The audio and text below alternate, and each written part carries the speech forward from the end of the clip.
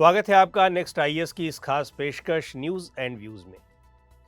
दिल्ली में ऑफिसर्स के transfer posting के राइट्स दिल्ली की इलेक्टेड गवर्नमेंट को देने संबंधी सुप्रीम कोर्ट के फैसले और फिर सेंट्रल गवर्नमेंट की ओर से इस फैसले को पलटने वाले ऑर्डिनेंस के बाद ऑर्डिनेंस की चर्चा खूब हो रही है। ऑर्डिनेंस क्या होता है, कब लाया जाता है और किसके पास ऑर्डिनेंस जारी करने की पावर्स होती हैं, इन सब बातों पर आज के न्यूज एंड व्यूज में चर्चा होगी। पहले बात ऑर्डिनेंस की।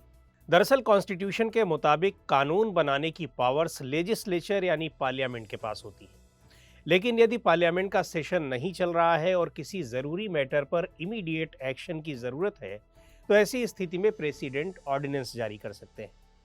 ऑर्डिनेंस बिल्कुल उसी तरह इफेक्टिव होते हैं जैसे पार्लियामेंट द्वारा बनाया गया कोई कानून। स्टेट्स में गवर्नर्स के पास भी ये पावर होती है, लेकिन पहले बात प्रेसिडेंट के ऑर्डिनेंस की पावर्स की।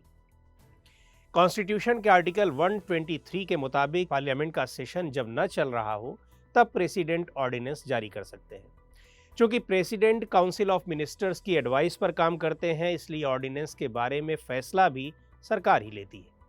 हालांकि प्रेसिडेंट को पावर है कि वो सरकार की ओर से लाए जा रहे ऑर्डिनेंस को रिकॉन्सिडरेशन के लिए उसके पास दोबारा भेज दें, लेकिन यदि दूसरी बार फिर वही ऑर्डिनेंस प्रेसिडेंट के सामने लाया जाएगा तो उसे उस पर अप्रूवल देना ही होगा।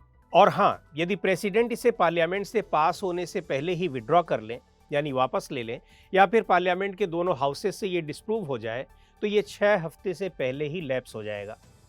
यहाँ ये जानना ज़रूरी है कि लोकसभा से किसी ऑर्डिनेंस के डिस्प्रूव होने का मतलब होगा कि सरकार का हाउस में मेजॉरिटी खो देना। यदि ऑर्डिनेंस किसी ऐसे सब्जेक्ट पर लाया जाता है जिस पर कानून बनाने की पावर पार्लियामेंट को नहीं है तो ऐसा ऑर्डिनेंस भी वॉइड हो जाता है यानी इनइफेक्टिव हो जाता है। जिस तरह से सेंट्रल लेवल पर प्रेसिडेंट ऑर्डिनेंस जारी करते हैं, ठीक वैसे ही आर्टिकल 213 के तहत स्टेट्स में ये पावर गवर्नर को मिली हुई है। गवर्नर भी तब ऑर्डिनेंस जारी कर सकता है जब असेंबली न चल रही हो। यहाँ भी गवर्नर स्टेट में काउंसिल ऑफ मिनिस्टर्स की एडवाइस पर ही ऐसा करता है। ऑर्डिनेंस जारी करने के मामले में गवर्नर और प्रेसिडेंट की पावर्स लगभग एक जैसी है। हालांकि ऑर्डिनेंसेस की अपनी लिमिटेशंस हैं, लेकिन इन्हें लेकर अक्सर डिस्प्यूट्स भी होते हैं। RC Cooper versus union of India 1970 के केस में सुप्रीम कोर्ट ने कहा कि ऑर्डिनेंस को इस ग्राउंड पर चैलेंज किया जा सकता है कि इमीडिएट एक्शन की कोई ज़रूरत नहीं थी और ये महज पार्लियामेंट में होने वाले डिस्कशन से बचने के लिए लाया गया था। वहीं A K. Roy versus union of India 1982 case में सुप्रीम कोर्ट ने यह भी जोड़ा कि ऑर्डिनेंस के फैसले को चैलेंज करने के पीछे सॉलिड ग्राउंड्स होने चाहिए, तभी इनकी सुनवाई हो सकती है। कई बार ऐसे मामले भी सामने आए जब ऑर्डिनेंस की वैलिडिटी समाप्त होने के बाद उसे पार्लियामेंट से अप्रूवल लेने की बजाय वही ऑर्डिनेंस दोबारा इशू कर दिया गया। DC Wadhwa versus state of Bihar 1986 के केस में सुप्रीम कोर्ट ने पाया कि कम से कम 259 बार ऐसा हुआ था कि किसी ऑर्डिनेंस को वैलिडिटी खत्म होने के बाद फिर से इशू कर दिया गया। कुछ ऑर्डिनेंस तो ऐसे थे जो 14 साल तक ऑर्डिनेंस के तौर पर ही चलते रहे।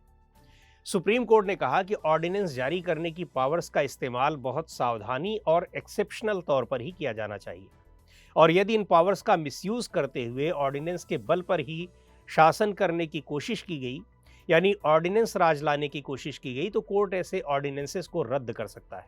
Krishna Kumar Singh and another versus state of Bihar 2017 के केस में सुप्रीम कोर्ट ने पाया कि बिहार में एक ऑर्डिनेंस को असेंबली से पास कराने की बजाय बार बार उसे इशू किया गया। कोर्ट ने फिर से कहा कि कानून बनाने का काम लेजिस्लेचर्स का है, इसे वहीं किया जाना चाहिए।